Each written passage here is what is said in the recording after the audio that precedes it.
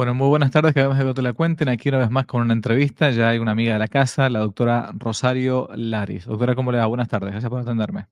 Padre, a usted, pues muchas gracias por el espacio, a toda la gente que lo ve, que lo sigue en redes, en su canal de YouTube. Mm. Saludos a todos. Bueno, hago la presentación de rigor. La doctora Rosario Laris es médica, maestra en salud pública, doctora en bioética, posee una fundación conocida Sexo Seguro. Ya hemos hecho varias entrevistas con ella acá, por lo menos tres creo que acá en el canal. Trabaja en defensa de la vida, de la educación afectivo-sexual para los padres de familia, etcétera. Acá hace un par de años presentamos, me acuerdo, el libro Sexo Seguro, ¿no? Que es una ayuda pero muy grande para las familias. Y acá estamos presentando un libro que después lo pondré bien en pantalla para que puedan descargarlo, nuevo, completamente nuevo, que es titulado así. A mí me interesó de entrada cuando apenas me lo presentó ella. Abraza a tu hijo, guía para fortalecer su autoestima y prevenir confusiones afectivos sexuales, ¿no? Todo el tema del problema grandísimo que tenemos hoy en día, grandes y chicos, acá en esto da lo mismo, con el tema de nuestra afectividad, ¿no? En- Primero, ¿cómo se le ocurrió escribir este nuevo libro? La verdad que, ¿por qué? ¿A partir de la experiencia? ¿Cómo fue la cosa? Bueno, así es, padre. A partir de la experiencia en la fundación, donde hemos dado más de 10,000 orientaciones por correo electrónico, ¿no? A Ujú. padres de familia, a jóvenes, y de ahí surge un poco toda esta experiencia de ver cómo la falta de cariño afectivo en casa, ¿no? Que permite al niño y a la niña consolidar su autoestima de manera correcta, va generando confusiones afectivos sexuales a lo largo de la vida. Además, también, bueno, de las consultas privadas que doy yo, de las asesorías, el cómo ver estas confusiones afectivos sexuales. Que bueno, siempre viene la pregunta, ¿no? Pues, ¿qué es una confusión afectivo-sexual? Porque es un término relativamente nuevo, es un término que no está descrito, pero bueno, es como un desconcierto en los sentimientos y en la afectividad que impacta de manera negativa en la comprensión de la propia sexualidad. Por lo tanto, disminuye la autoestima y entonces promueve conductas de riesgo a lo largo de la vida. ¿No? Doy unos ejemplos, porque a veces, oye, pero a ver, ¿cómo que es esta confusión Mm. afectivo-sexual? Bueno, una confusión afectivo-sexual es, por ejemplo, el caso que lo vemos mucho en la fundación, el caso de chicas que empiezan a tener relaciones sexuales a los 15 años. Pero dice, Mm. ¿pero por qué tienen relaciones sexuales a los 15 años? Pues, un chico que conoció, que es un novio de poco tiempo, siempre son relaciones esporádicas, ¿no? Con la premura, con el temor. Pero ¿por qué razón llega? ¿Por qué una chica que con 3 piropos y un poco de buena atención decide tener una relación sexual? Bueno, porque en muchísimos casos, falta de cariño físico en casa, ¿no? Falta de vinculación con los padres de familia. Esto genera una baja autoestima. Por lo tanto, esta falta de cariño en la infancia, que ya se ha descrito anteriormente, la falta de cariño físico en casa y la baja autoestima, se va a hipersexualizar durante la adolescencia o la edad adulta. Entonces, claro, si fuera una chica que desde pequeña le hablan del valor que tiene en casa, que se le hablan de buena manera, que se le abraza, que se le dice que es valiosa, que el papá la trata de una manera correcta, entonces ella va aprendiendo con el tiempo cómo merece ser tratada. Pues claramente a los 15 años no va a estar teniendo relaciones sexuales con el primer novio que tiene o que salió un par de veces o incluso que ni siquiera existe una relación de ningún tipo de formalidad. ¿Por qué? Porque tiene claro lo que vale, tiene claro el cariño, ¿no? Que he recibido y el cómo merece ser tratada. Entonces, este es un caso, pues, muy típico de una confusión afectivo-sexual. Tenemos otras, por ejemplo, el caso también del abuso sexual infantil o también en la adolescencia, que sabemos que los primeros responsables en cuidar a los niños para prevenir y erradicar el abuso sexual infantil somos los padres de familia. Pero también sabemos que existen niños con características que los vuelven más vulnerables a un acoso y son niños que generalmente tienen baja autoestima y una falta de vinculación emocional con sus papás, que ante la llegada de un adulto que es un abusador y que premeditadamente decide acercarse a él con cariño, poniéndole atención, pues el niño que está necesitado de este cariño físico, de esta atención, se acerca a él, se genera algún tipo de vínculo y después abusa, ¿no? El abusador. Sabemos que más del Mm. 80% de los abusos sexuales infantiles son sin violencia, es decir, es porque conocen al abusador. Entonces, bueno, este es otro caso más de una confusión afectivo-sexual y también tenemos la tercera, ¿no? Un chico que tiene, por una falta de vinculación con su padre, no logra identificar la masculinidad y hacerla suya, es decir, reforzarla, fortalecer la masculinidad. Llega a la adolescencia y se siente incómodo con su propia masculinidad porque en casa faltó este refuerzo por parte del papá, que implica cariño físico, que implica formar parte del grupo de los hombres, de sentirse contento y cómodo con actividades masculinas. Bueno, lo mismo puede pasar con la mujer, pero son diferentes casos de lo que podría ser una confusión afectivo-sexual que vemos en la mayoría, lamentablemente, de las familias el día de hoy, y que los primeros responsables en poder consolidar este vínculo emocional en casa somos los padres de familia. Sabes que la palabra autoestima es una palabra medio moderna, digamos, ¿no? O sea, uno hablaba hace 50 años de esto y capaz que no existía demasiado esta palabra, ¿no? Pero si uno se pone a pensar en el Evangelio, nuestro Señor Jesucristo dice que hay que amar al prójimo como a uno mismo, o sea, ama a tu prójimo como a ti mismo, digamos, ¿no? O sea, amar a Dios primero y al prójimo como uno mismo, como en eso se resumen la ley y los profetas. Sí. ¿Cómo uno le define a alguien? Porque a su vez también uno puede decir la autoestima es una especie de egoísmo afectivo, es creerse uno mismo, me tengo que creer a mí mismo. ¿Cómo uno define esa palabra, autoestima, y cómo uno puede ver la importancia en fortalecer esto en los hijos? Y qué necesidad hay también de eso, ¿no? Bueno, pues como usted lo dice, ¿no? La autoestima es el cómo me percibo yo mismo frente a los demás. Es decir, cómo me percibo yo ante los demás y cómo me siento conmigo mismo. Es decir, me siento cómodo, me siento contento, pero ¿de dónde parte mucho la autoestima? De cómo me han hecho sentir alrededor mío, sobre todo en la infancia. Es decir, en la infancia me trataron con cariño, me hablaban con buenas palabras, me decían que yo era valioso, me felicitaban por mis primeros logros, me abrazaban. Entonces, yo en la infancia logré comprender desde pequeño, pues que tengo un lugar único en mi familia, es la realidad. Un hijo en casa tiene un lugar único, que siempre lo digo, así como cuando uno se sienta en la mesa, ya sea a comer, ya sea a cenar, cada quien tiene su lugar en la mesa. Ese lugar, pues, es del hijo. Si el hijo no está, es en dónde está, por qué no está. Lo estamos esperando. Oh, bueno, salió fuera, pero sabemos que ese es su lugar. Cada hijo tiene en casa un lugar único. Y ese lugar único, el hacérselo sentir, el hacérselo ver y el que él logre, entendiendo este contexto con sus padres, hacerlo de él, es decir, el que él cierre los ojos y diga, yo soy único, yo soy importante para mis papás, la vida de mis papás sería distinta si yo no estuviera, o sea, les faltaría, igual la de mis hermanos, y además de eso me doy cuenta pues que puedo ser una persona que se relaciona con los demás. Desde pequeño, que puedo hacer mis amigos, que relativamente me va bien en la escuela o que tengo apoyo en casa cuando no entiendo algo.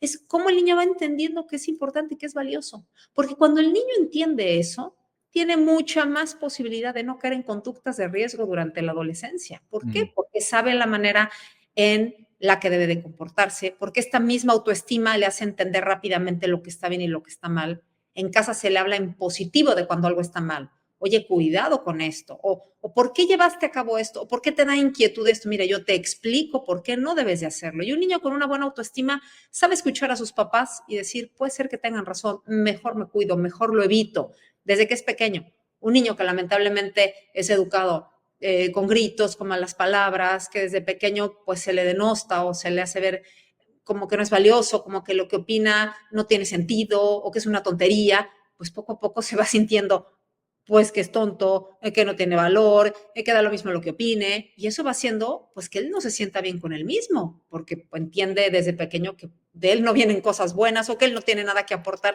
y eso lo va disminuyendo su autoestima. Por lo tanto, cuando llega pues la adolescencia, vemos la cantidad de casos pues de rebeldía y que entran en conductas de riesgo y entonces que buscan unirse a grupos de niños o de jóvenes, bueno, ya no niños, de adolescentes como ellos, y entonces empieza todo el tema, ¿no? De las conductas de riesgo que implica alcohol, drogas, cigarrillos, tener relaciones sexuales en esta etapa de la vida, por supuesto el tema de la pornografía, ya de ahí podemos seguir, pandillerismo y mucho más. Pero es decir, cuando la autoestima no se logra consolidar, que es en la primera infancia y a lo largo, también yo diría de la adolescencia, pero sobre todo en la primera infancia, ¿no? Desde que el niño es pequeño hasta los 7, 8, 9, 10 años, que él entienda que es importante, que es valioso, es difícil que después logre como asimilarlo. Y como lo digo, los primeros responsables de formar en esto sí somos los padres de familia. Hay un capítulo en el libro que habla, por ejemplo, sobre las palabras, cómo nos expresamos, cómo nos referimos a ellos.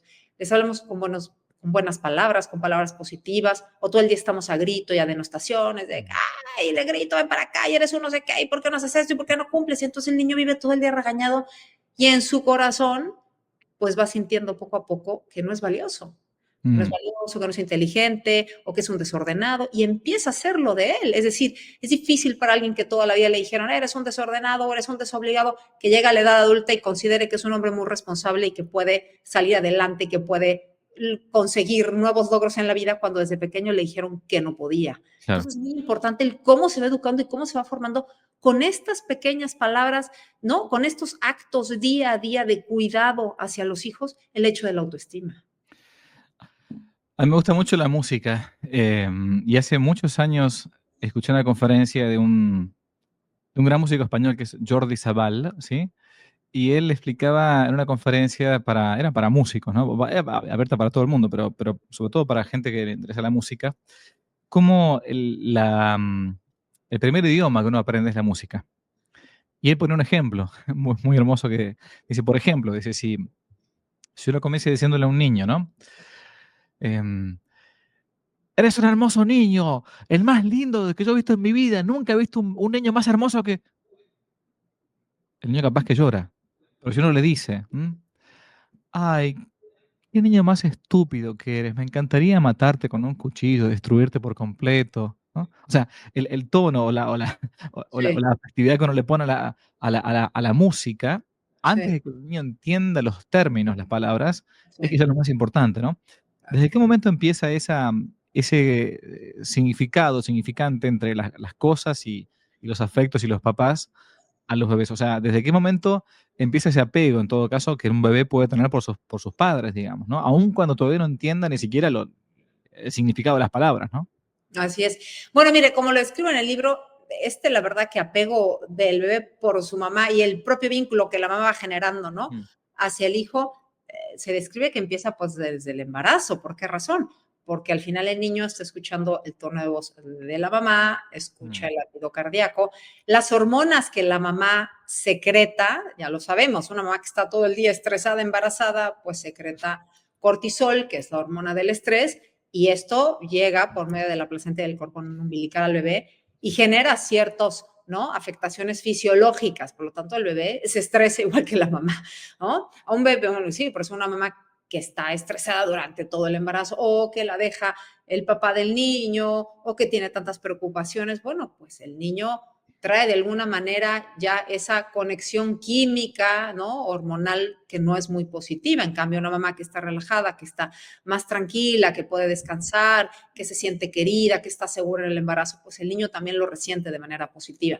Pero como lo dice muy claro, y por eso hablo aquí mucho del tema del abrazo, porque antes de que el niño entienda, por ejemplo, el significado de una palabra, la parte del vínculo por medio del tacto es muy importante. La piel es el órgano más amplio del cuerpo, mm. ¿no? Tiene, así que millones de receptores, ¿no? Táctiles que hacen y que generan secreción de hormonas positivas en el niño que estimulan, por ejemplo, el nervio vago para que se relaje, ¿no? Todo el sistema parasimpático del cuerpo. Entonces, el tema, por ejemplo, de abrazar a los bebés, por eso es tan importante a un bebé pequeño, recién nacido o de algunos meses, cargarlo, arrullarlo, tocarlo, darle un masaje. Por eso es tan importante, además de la nutrición de la leche materna, por supuesto, es decir, el valor nutricional que tiene, el hecho de darle comer al bebé, porque el bebé siente el calor de la mamá, ¿no? El abrazo. Entonces, todo esto que se va generando alrededor de un bebé que se siente atendido, que se siente querido, aunque no haya como tal comprensión de las palabras, pero claramente lo siente. Lo menciono mucho en el libro, no dejar, por ejemplo, llorar a un bebé recién nacido, que es, bueno, llora, llora, llora, y después de un rato se va a calmar, pero no es que se calme porque ya fue atendido, ¿no? Porque ya se siente tranquilo, no, sino que a veces el propio bebé se calma porque sabe que no fue atendido y eso empieza a generar un desconcierto o una falta como de seguridad hacia el mundo exterior. Y eso puede reflejarse después en que el niño se sienta inseguro en el mundo, ¿no? En el que se encuentra. Entonces, por eso es muy importante no dejar llorar a un bebé recién nacido, cargarlo lo más posible, arrullarlo. A veces uno tiene ocupadas las manos, pero bueno, existen ciertas cangureras para hacerlo con un rebozo, pero que el niño se sienta querido, abrazado, ¿no? Y por supuesto las palabras en un buen tono de cariño, de amor hacia el bebé, claro. Pero el tema del abrazo, del tacto, es por eso, ¿no? Como tan importante. Lo decimos mucho que todos llegamos a la vida, ¿no? Desvalidos, necesitamos vivir un largo tiempo en familia para crecer, para desarrollarnos, para madurar, ¿no? La necesidad de ser cuidado por nuestros padres y vincular con ellos. Y pues el 50% de las interacciones de un bebé recién nacido y en los primeros meses de vida implican la piel. Entonces, por eso Claro. es importante el tocar a los bebés, el abrazarlos, el arrullarlos, el, ¿no? El baño y que sientan el cariño, el calor y esto, el estar tocando. Lo mismo los niños, porque es importante en los bebés, claro, muchísimo. Pero también en los niños, por ejemplo, ¿no? Cómo promueve el vínculo afectivo entre padres e hijos, ¿no? Este acercamiento, por ejemplo, los abrazos, cómo mejoran la comunicación con el hijo, ¿no? Un bebé, a ver, uno lo ve cuando un niño está llorando, ¿por qué se acerca con los papás? ¿Por qué quiere un abrazo? ¿Y por qué cuando el niño es abrazado se tranquiliza más fácil? ¿No? ¿Cómo ayuda a conectar más allá a veces de las palabras cuando ni siquiera se entiende o el niño no entiende todavía el significado, pero cómo el abrazar, el tocar hace que el niño se sienta más comprendido, se genera como este vínculo de confianza, ¿no? Con sus papás, entonces se sienten como dignos de ser amados. Entonces, como pues digo, uno de los primeros puntos, el libro describe muchos, me gusta otro muy importante, ¿no? Del abrazo, de la parte física, cómo ayuda a que los niños regulen las emociones, ¿no? Y lo sabemos, ¿no? Porque qué es lo que yo le digo un poco, qué sucede a nivel corporal, que cuando se siente el abrazo, pues estimula, ¿no? Todo el sistema parasimpático, que es un sistema de tranquilidad en el cuerpo, que hace que un niño ante una situación de estrés, ¿no? Estoy todo estresado, bueno, pues empieza a tranquilizarse y eso se logra por medio de un abrazo, ¿no? Este sistema Sí. parasimpático, el poderlo, ¿no? Ahora, Como... ahora una pregunta breve. ¿Cómo hacer? Esto ya es más que como profesional, como mamá, ¿no?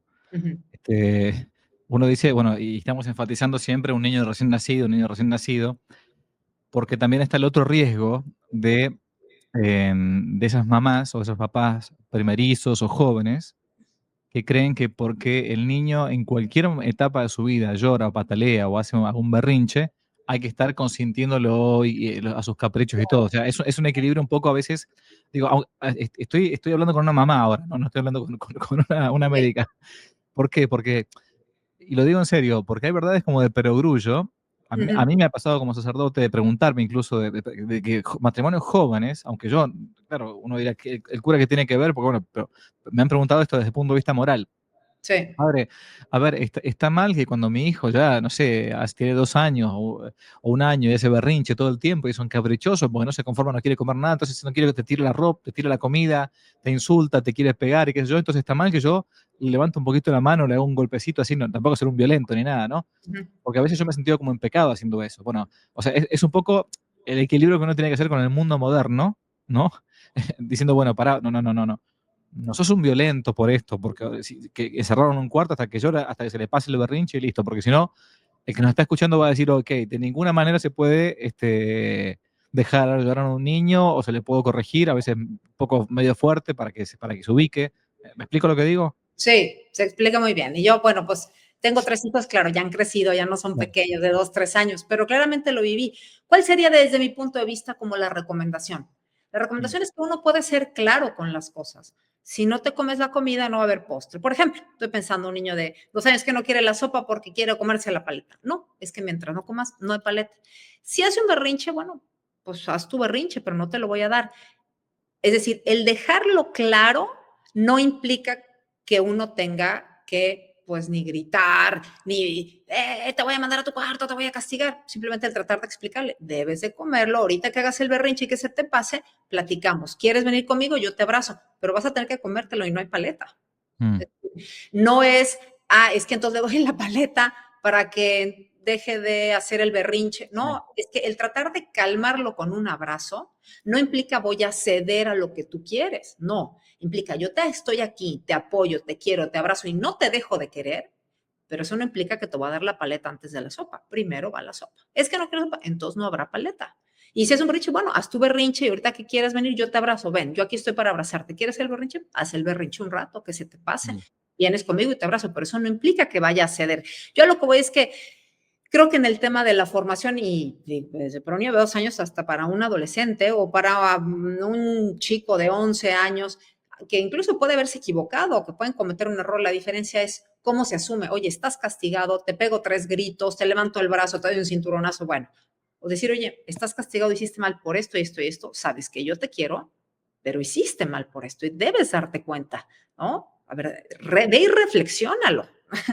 Y lo digo un poco niños pequeños, el hecho de por qué lo están haciendo, bueno, a veces es únicamente por un berrinche. Ya cuando van creciendo es preguntarle, oye, pero ¿por qué te portaste de esta manera? Es que reflexiónalo tú. Mm. En muchos casos, ¿cómo se castiga un hijo cuando pues no se sabe en el fondo el por qué actuó de esa manera?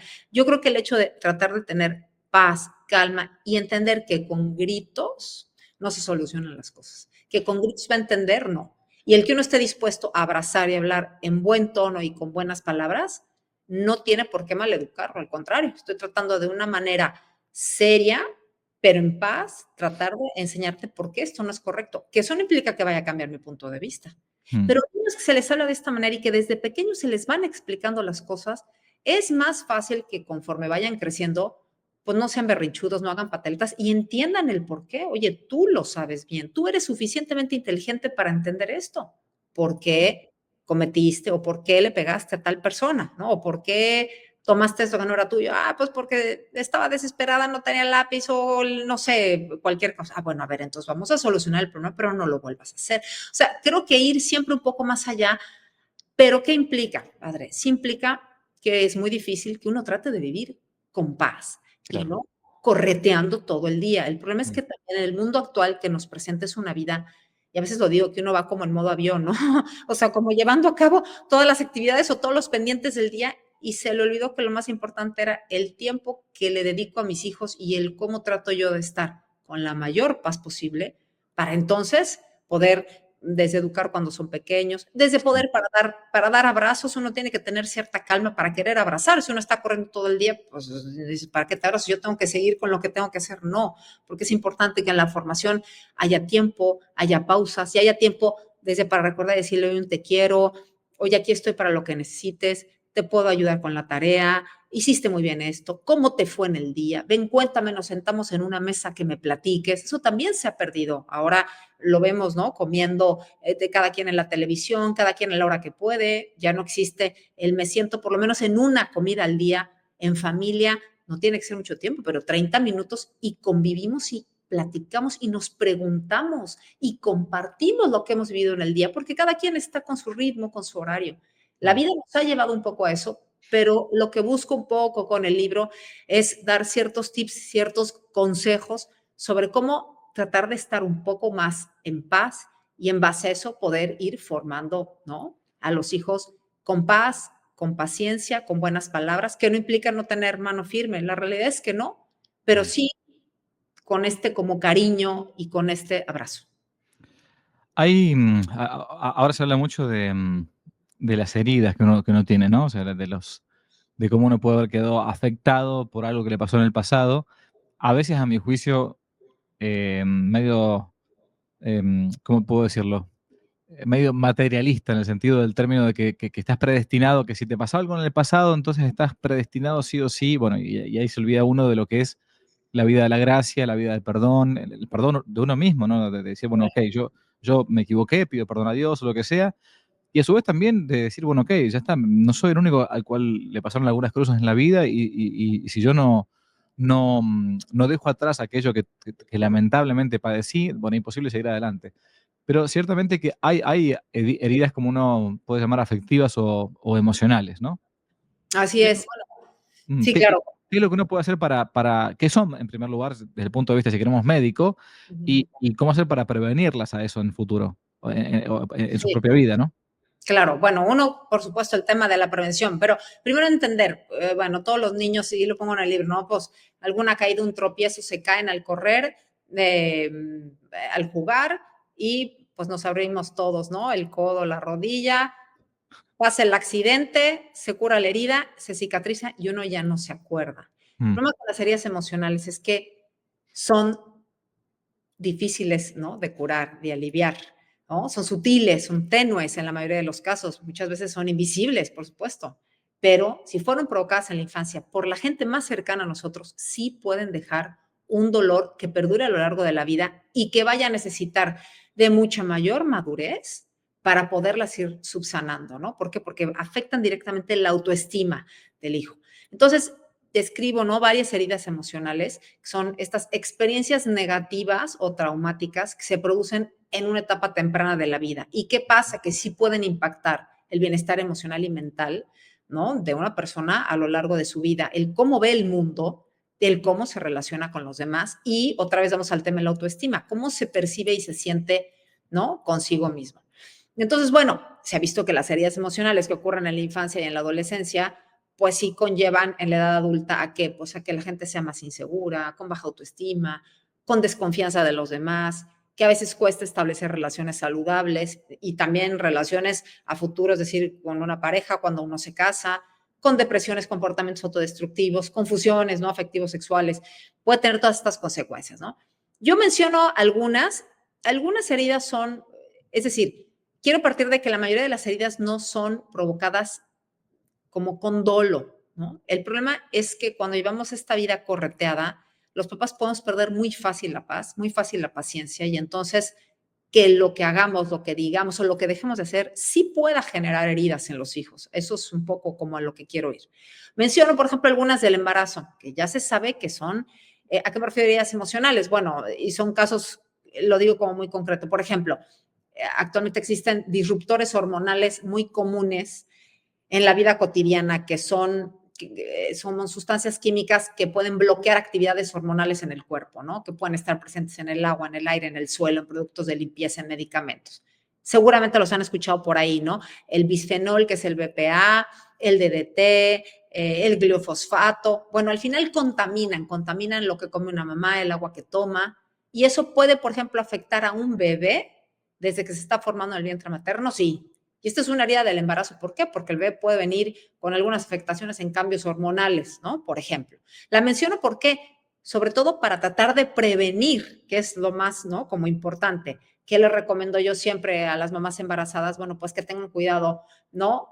De el no estar consumiendo, por ejemplo, alimentos que vienen en plástico, de tener cuidado si hay químicos alrededor de uno, pues tratar de cuidar esas cosas, ¿no? De no estar calentando, y lo digo, me río mucho, ¿no? Pero con microondas, en el microondas, en un topper de plástico a la comida. No, para empezar, no calientes en un topper de plástico, ¿no? Utiliza un topper, por ejemplo, de vidrio. Son cosas muy sencillas, pero como se sabe poco de esto, pues al final se deja pasar y uno cree que no importa y al final sí puede importar. Estar tomando, por ejemplo, aguas de botellas de plástico también, pues lo ideal es que sea en vidrio, ¿no? O beber agua filtrada, ¿no? Entonces, bueno, son como algunas recomendaciones que doy en el libro.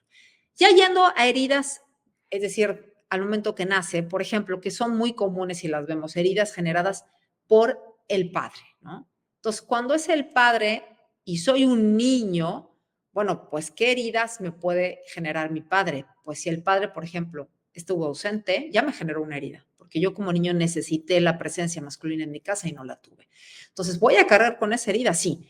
Que puede la mamá intentar de alguna manera subsanarla con la presencia tal vez del abuelito, de algún tío de mucha confianza, hermano de la mamá, y que pueda jugar un papel de rol de figura masculina. Pero también tengo que entender que yo vendría ya con esta herida, ¿no? Y lo mismo una niña que no tuvo papá, pues también se perdió de todo lo positivo que pudo haber tenido, ¿no? De las caricias de su papá, de los abrazos, de la atención, del cómo podría haberla, ¿no? Hablado de manera positiva, del cómo le habría hablado de los chicos y cómo ella debía aprender a darse lugar, ¿no? O adentrarla al mundo de los chicos, pues que mejor siempre digo que el papá para platicar de eso con una hija y decirle, oye, cuidado, porque cuando tú empieces a salir con los chicos, mira, esto y esto, yo te recomiendo esto y esto y esto.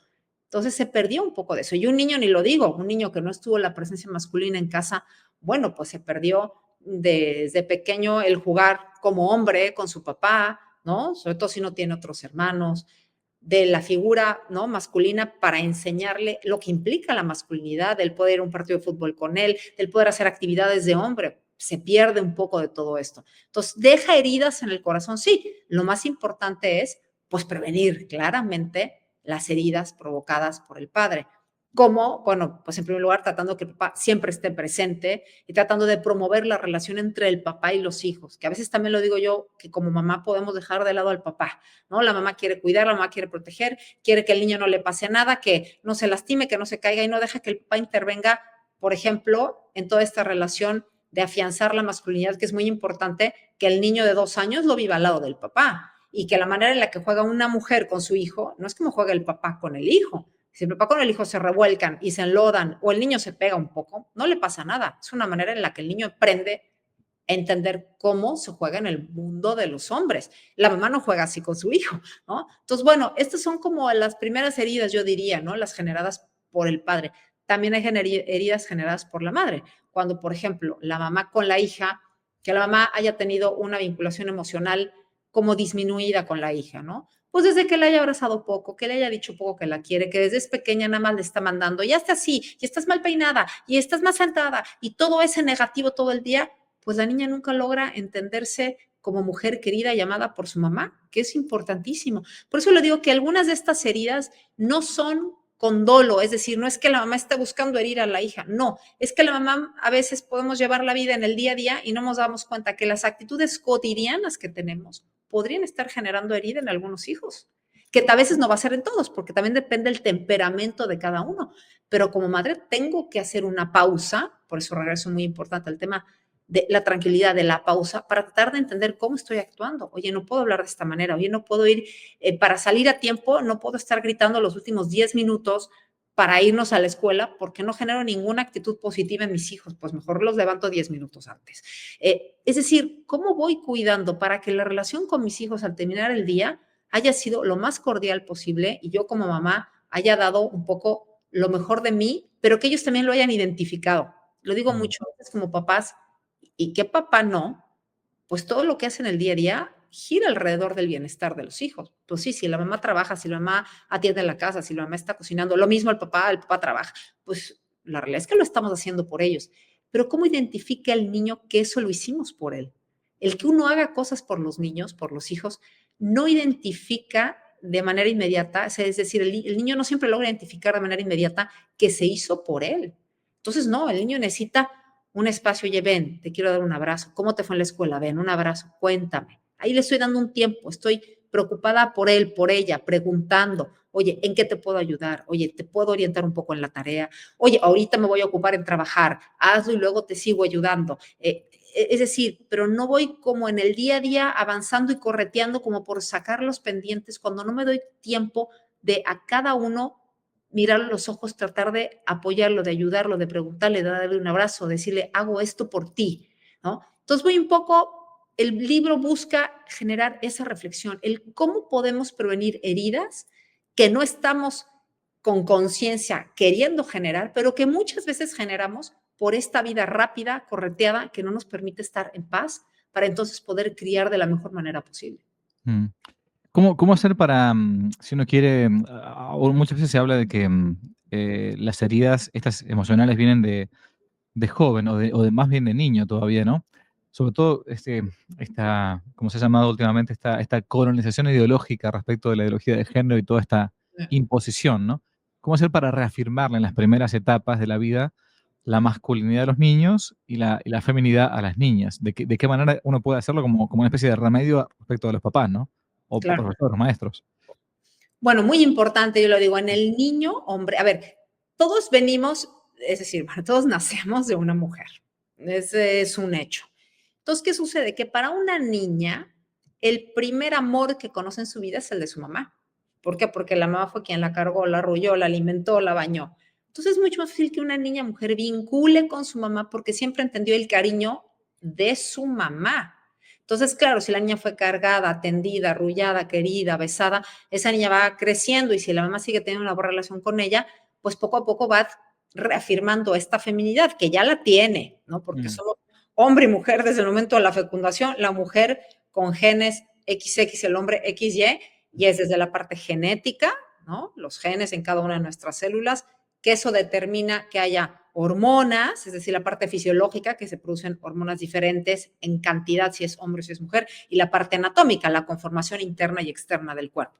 Pero esta feminidad, pues la niña desde pequeña, desde recién nacida, es atendida, es cuidada, es abrazada, es querida, con buenas palabras, es más fácil pues que vaya entendiendo esta feminidad al lado de su mamá y va creciendo y la mamá le enseña cómo peinarse y la enseña y la atiende y la peina y luego el uniforme y entonces la niña se va sintiendo cómoda en relación a su mamá y cómoda con ella misma, con su feminidad, ¿no? Siempre y cuando la mamá no la ahuyente, no le grite, no la haga sentir menos, no lo humille. Bueno, todas esas actitudes podrían hacer que la niña quiera sentirse separada de su mamá. Es decir, yo siento que mi mamá me ha agredido, por lo tanto yo no me siento cómoda al ver a mi mamá y tal vez ya no me sienta cómoda con mi propia feminidad, porque no me siento suficientemente femenina, porque no fui reafirmada un poco por mi mamá. Pero es mucho más común, ahora voy al caso de los niños. ¿Por qué? Porque el niño hombre, pues de la misma manera nace de una mujer que es su madre, que lo atiende, lo arrulla, lo mece, lo baña, lo alimenta. Pero a los 2 años, sobre todo cuando el niño deja el pañal, debe de empezar ya a vincular con su papá, es decir, no soy un anexo, un apéndice de mi mamá, sino que yo soy diferente, yo soy un hombre. Entonces yo recomiendo mucho, por ejemplo, en la ida al baño. O sea, quien le enseña a un niño de 2 años cómo los hombres van a hacer pipí, pues sea su papá, claro, porque es diferente a cómo es la mujer, porque es una manera en que el papá le enseña al niño, ¿no? Y de esa manera el niño va a entender y dice, ah, mi papá, así es, estos de hombres, vente, yo te llevo, entonces tú me avisas. Y eso empieza a hacer que el niño se dé cuenta, pues, que él es del grupo del papá, del equipo del papá. Y por supuesto que de ahí, pues yo lo digo mucho, puedes comprarle la playera del equipo de fútbol o poder ir al estadio o ver el partido en la televisión y jugar fútbol y jugar a los coches y jugar a las luchas y hacer equipo de hombres y siempre invitar al niño y que el niño diga, el niño hombre ve a su papá a los 2, 3, 4 años como su héroe. Si el papá es un hombre relativamente tranquilo, con paz, que lo abraza, que le dice que lo quiere, no hay nadie más para un niño que su papá. Entonces, que el papá, que es esa figura grande, protectora, pero que también anima, que también invita a seguir, ¿no? Retos, le haga caso al niño, lo invite, lo acompañe, ¿no? Lo guíe, lo coache, es muy importante para un niño. Entonces, de esa manera se va reafirmando la masculinidad de los niños hombres. Por eso es que cuando hay ausencia del padre, pues es mucho más difícil esta reafirmación. No es que no se pueda dar, no, sí se puede dar, porque también hay otras figuras masculinas alrededor de un niño. Pero cuando está el papá y hay una buena relación con el papá y el papá es un hombre que no es severo, es decir, que sí puede ser estricto, exigir, pero que es cariñoso, que abraza, que dice buenas palabras, que tiene palabras de aliento, que felicita, que motiva, pues claro que el niño va a querer, ¿no? Pues estar cerca de él y el hecho que se sienta aceptado y apoyado por su papá hace que él con su propia masculinidad se sienta cómodo y a gusto. Y esto va haciendo que vaya reafirmando esta masculinidad. Entonces, eso es un poco como la pauta a seguir. ¿En dónde está la responsabilidad? Y siempre lo digo, en los padres, en nosotros, es nuestra responsabilidad el hacer una pausa en el día a día, reflexionar sobre este tema que es fundamental y si logramos reafirmar la feminidad en las niñas correctamente, la masculinidad en los niños correctamente, les ayuda a que se sientan más contentos y seguros de ellos mismos, a que esta autoestima se vaya alimentando y entonces, uno, sigan queriendo estar cerca de nosotros, dos, nos escuchen, ¿no? Al paso de los años, nosotros ya no vamos a decir qué se hace y qué no se hace. Ellos con su libre albedrío van un poco eligiendo, pero pueden escucharnos, pero regresan con nosotros. Podemos dar la orientación, el cariño, un buen consejo y seguirlos guiando, pero tiene que haberse dado esta vinculación emocional en los primeros años. Y si no se dio, trabajarlo en los siguientes años. Hay veces que en los primeros años no se da, pero los papás se dan cuenta, piden perdón, que es muy importante, y siempre lo digo todos, como papás, todos nos vamos a equivocar. Hablo en primer lugar y hablo de mí. Cuando me he equivocado, pedir perdón. Me alebresté por esto, no debe haber pasado, me enojé muchísimo, te pido una disculpa, ¿sí? Porque me voy a equivocar. Claro, todos nos equivocamos. Y el que un papá pida perdón no implica ni que ya deja de ser autoridad, ni que entonces ahora los hijos hacen lo que quieren, no. Implica decir, me equivoco como una persona porque cometo errores y vengo a pedirte perdón por esta actitud o por esta situación que pasó. Yo tendré que estar más alerta y más cuidado de mí para que no vuelva a pasar, ¿no? Entonces también los hijos se dan cuenta que los papás no son perfectos, que cometen errores y que pueden pedir perdón, Claro. claro. Y eso no disminuye la autoridad de un papá, el que pida perdón a un hijo. Mm. Muchas veces se dice que cuando uno no tiene bien reafirmada su sexualidad, y no solamente eso, cuando uno tiene como hablamos antes, una verdadera autoestima, fuerte autoestima, puede ser como víctima de un depredador sexual, ¿no? De hecho, los que hemos tenido de cerca casos así, lamentablemente, por haber tratado con algunos casos, lamentablemente, de víctimas de abuso sexual, eh, se da cuenta que a veces el depredador, que es un enfermo, busca o tiene un target de víctima bien definido y no se le acerca a cualquiera, ¿no? O sea, ¿cómo hacer o qué consejos uno podría dar en todo caso para erradicar o al menos limitar a los propios hijos o a los cercanos el abuso sexual infantil? Bueno, yo le digo que efectivamente así es. ¿Qué pasa? Mm, Pues que este es un depredador, es una persona enferma, ¿no? Digo, por lo general es un adulto con un ujú, menor, pero en algunos casos puede ser dos menores, pero con ciertos años de diferencia, más de 5 o 6 años de diferencia, es decir, sí, alguien de 16 años con un niño de 6, ¿no? También hay un abuso, aunque sean menores, ¿no? Eso correcto. es importante como Sí, dejarlo, sí. ¿no? Claro. ¿Qué sucede? Que claramente se dan cuenta qué niño tiene necesidad afectiva. ¿Por qué? Porque un niño que en casa los papás le ponen atención, está cuidado, no lo dejan con cualquiera, en casa hay abrazos, hay besos. Es un niño que no con cualquier adulto va a que lo abrace y a querer jugar. Pues Mm, no, porque si tengo a mi papá y a mi mamá, juego con ellos, me atienden, estoy contento. Puedo saludar a un adulto, sí, pero no tengo esa necesidad de que me ponga atención. Entonces, lo que sucede con estos depredadores es que buscan qué niños son los que tienen esta necesidad afectiva. ¿Por qué? Porque, como lo dije, el 80% de los abusos sexuales infantiles son sin violencia. ¿A qué se mm, refiere son sin violencia? Que si primero se generó un vínculo, es decir, que hubo una relación, que es alguien cercano, que es alguien conocido, que efectivamente pues se da cuenta que este niño está necesitado, empiezan a juguetear, ay, le compro un regalito, ay, le pongo mm, atención, entonces el niño está feliz, está alrededor, ¿no? De este tío, digo, menciono a los tíos porque el sí, sí, sí. 20% de los abusos reportados es de tíos, ¿no?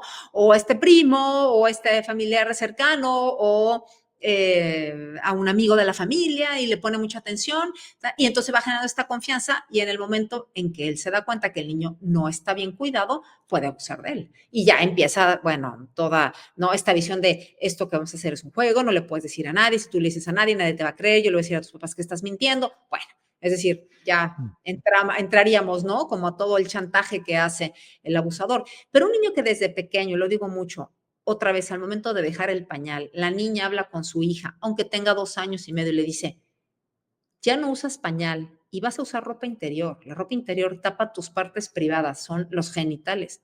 mm, Nadie te puede tocar los genitales ni vértelos. Nadie. Y si alguien intenta, tú vienes conmigo y me dices, y yo siempre te voy a creer. Esa es mm. la primera lección que uno le da a un niño de 2 años y medio, de 3, de que nadie lo puede tocar y que uno siempre le va a creer.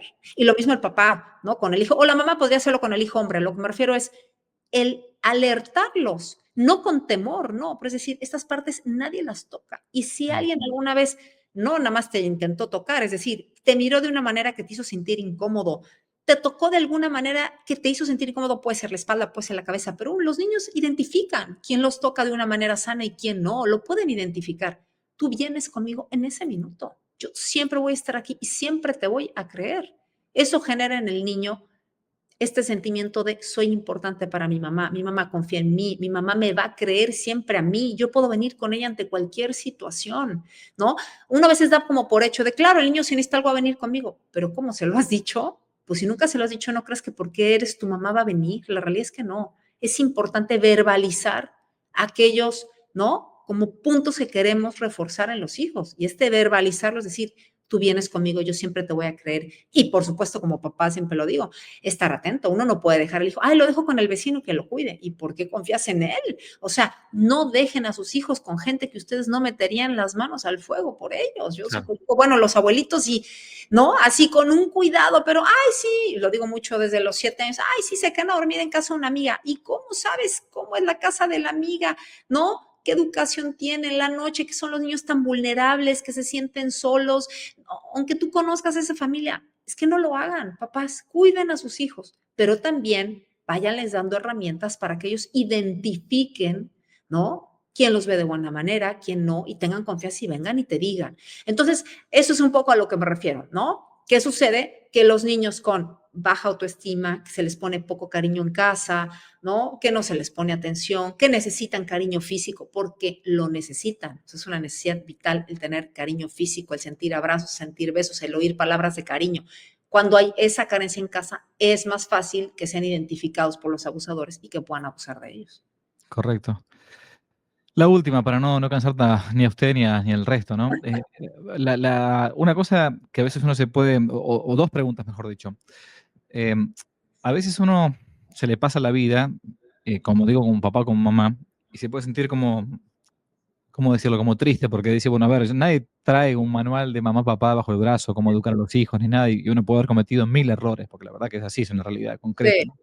así es. Claro, todos son profetas con el dedo de luna, digamos, ¿no? Entonces, em, ¿cómo hacer para aquellos que no pudieron enmendar o corregir algunas cosas de niños para fortalecer o la relación con el hijo adolescente que se le pone más rebelde o se le pone más cuesta arriba en esa época más tan complicada? Yo siempre digo medio en broma, medio en serio, que la adolescencia es como una especie de enfermedad que dura 2 o 3 años, digamos, ¿no? Que a todos nos tocó, a todos nos tocó. Sí. Pero ¿cómo hacer para fortalecer esa relación en el momento de la adolescencia? Y a su vez también, y esto es, yo agrego algo, me permito agregar algo, que a futuro cuando uno dijo, bueno, a ver, yo ya intenté hacer lo que pude, me salió mal, la verdad que yo no sabía cómo hacerlo, pero uno no deja de ser mamá, papá, por más que el hijo ya sea grande. Sigue siendo posible la oración, el ejemplo, el cariño de cerca, porque al final de cuentas uno no deja de ser papá, mamá, aunque tenga 80 años, digamos, ¿no? Pero ¿cómo hacer para, entonces, si yo me equivoqué de, en la educación de mis hijos de pequeño, para intentar corregirlo, sobre todo, o enmendarme un poco más, o enderezar un poco más en la adolescencia, esa época tan compleja para los papás?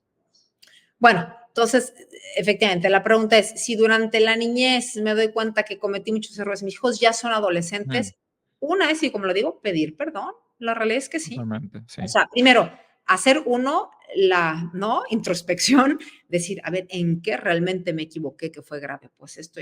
Pues tengo que sentar a mi hijo y pedirle perdón.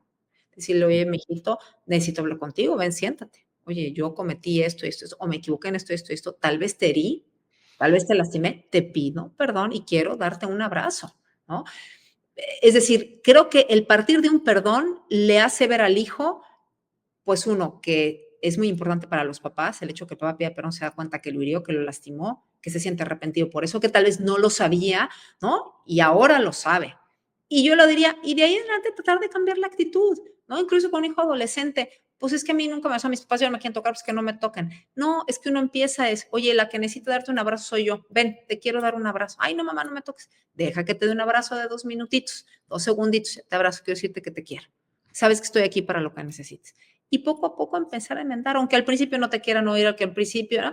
La realidad es que con paciencia sí se puede, porque un hijo, aunque sea adolescente, es decir, aunque ya hayan pasado muchos años, ¿no? De la infancia, el niño sigue queriendo tener una buena relación con sus papás. Claro, y un niño adolescente que es rebelde es porque tal vez algo sucedió en casa que se sintió lastimado, poco escuchado, no querido, aunque no ni siquiera lo logre entender concretamente, pero hay algo allá adentro, ¿no? Entonces, el hecho de que los papás, vengo a darte el abrazo, te digo que te quiero, aquí estoy para lo que necesites, cuéntame cómo te fue. Yo lo digo mucho, la importancia de la comida en la mesa, ¿no? Porque si están todos desperdigados es muy difícil, pero cuando, oigan, es que de aquí en adelante, una vez al día tiene que haber una comida juntos. Si el horario no nos da para el almuerzo o la hora a las 3 de la tarde, el desayuno nunca da porque todo el mundo corre, pero si a las 3 de la tarde, no, bueno, que nos dé para lo de las 8 de la noche, ¿no? Sentémonos 30 minutos a comer, a platicar, cuéntanos cómo te fue, quiero saber de ti, ¿no? Y si al principio no se sienta en la mesa, tal vez después de 2 veces va a bajar y se va a sentar, ¿no? Y siempre si lo estás invitado, baja, siéntate, te queremos escuchar, cómo te fue, en qué te ayudamos. Pero creo que la actitud viene de cambiar nosotros. Si cambiamos nosotros, que es un acto de madurez, darse cuenta, me he equivocado en este y este punto, pues entonces es más fácil que los hijos se vayan abriendo, ¿no? Poco a poco. Lo digo en el caso, por ejemplo, de las niñas también, de las adolescentes con el papá. Es muy bueno cuando el papá se acerca con ellas. ¿Cómo te fue? Quiero saludarte. Cuéntame cómo te fue en el día. Platícame de la escuela. Pues lo digo ¿por qué? Porque la mujer, pues hablamos bastantes palabras más al día que los hombres, ¿no? Eso ya está. Ahora sí que científicamente comprobado. Entonces, que para una niña adolescente, preadolescente, aunque no tenga mucha relación con su papá, el papá se acerca y le pregunta, cuéntame cómo te fue, es como, mi papá me quiere escuchar. O sea, mi papá que es el grande, el de la casa, el que sale, el que trabaja, quiere escuchar cómo me fue. A mí, ay, no, papá, ¿cómo crees? ¿No te importa? No, no, es que sí me importa. 5 minutos, cuéntame. Después de hacer eso, durante 15 días, la hija es la que se va a acercar, papá, te quiero contar cómo me fue. ¿Te acuerdas que te había contado esto? Pues mira, salió así, así, así. Bla, bla, bla.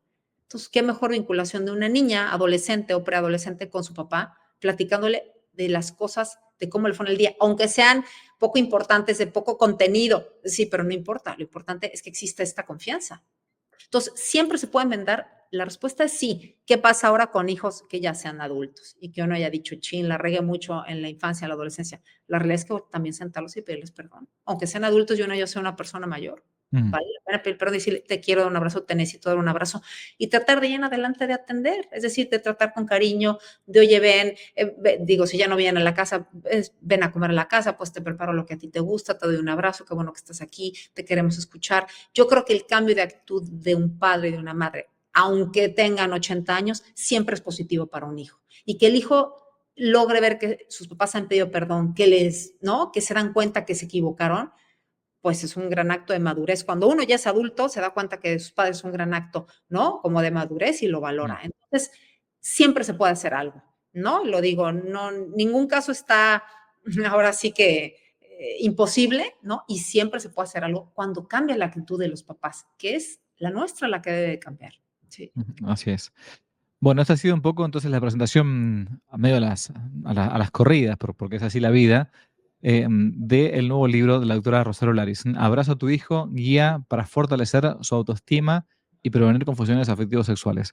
Voy a dejar acá en la descripción del video el libro nuevo. Recuerden que es gratuito, lo pueden descargar perfectamente, lo pueden compartir, lo pueden aprovechar a leer, a su vez también y hacer leer, porque es un modo concreto que después uno puede llegar a aprovechar y ayudar a otros que se encuentran en la misma situación y a su vez prevenir, como dice la doctora, no solamente una educación deficiente en los chicos, sino incluso después cosas bastante más graves como puede ser el tema del abuso infantil.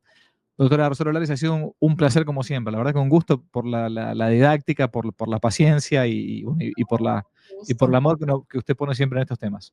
Pues muchas gracias y de verdad de enfatizar, este es un libro gratuito, es un libro digital, entras a la página de internet, le das clic, lo descargas en computadora, tableta, teléfono, es para compartir, para reenviar. ¿Cuál es la idea? Generar en los papás una reflexión. Es un libro de fácil lectura, al final de cada capítulo vienen 10 recomendaciones, se lee de manera sencilla. Lo que buscamos, ¿no? En lo personal y como fundación es generar esta conciencia en los padres de familia que con pequeños cambios que hagan puede traer muchísimo bien para todos los hijos en casa, ¿no? Entonces, animarnos, seguirnos preparando, ¿no?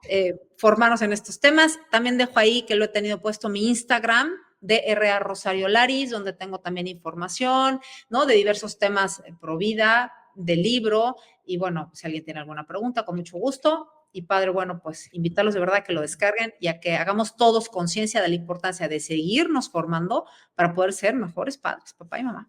Así es. Con nosotros entonces ha sido la doctora Rosario Laris. Muchísimas gracias, Dios los bendiga, hasta la próxima. Gracias, padre. Y que no te la cuenten. Si les gustó el video, aparte de suscribirse, activar la campanita y comentar, en la descripción de este video se van a encontrar con el link de la plataforma Patreon, un modo concreto de apoyar este apostolado que intenta hacer una contrarrevolución cultural y espiritual. Dios les bendiga y que no te la cuenten.